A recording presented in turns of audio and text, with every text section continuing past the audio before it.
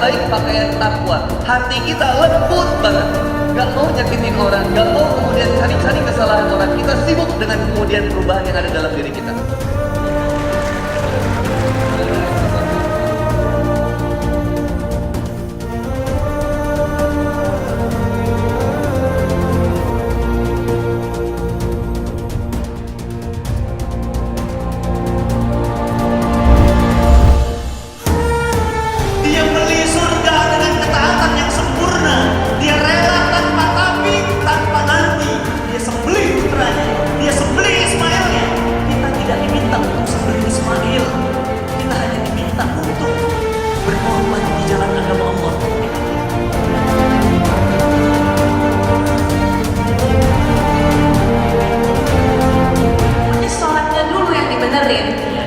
Kita membenarkan sholat kita, insya Allah Allah akan membenarkan hidup kita.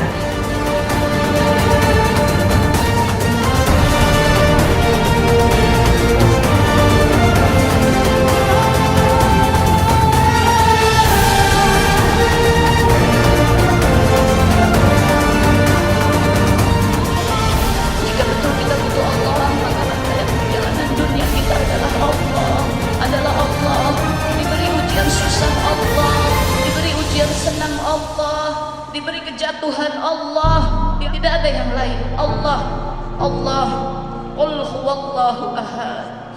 Hanya Allah, sebab hanya Allah yang akan menjadi penolong kita. Hanya Allah, tidak ada yang lain.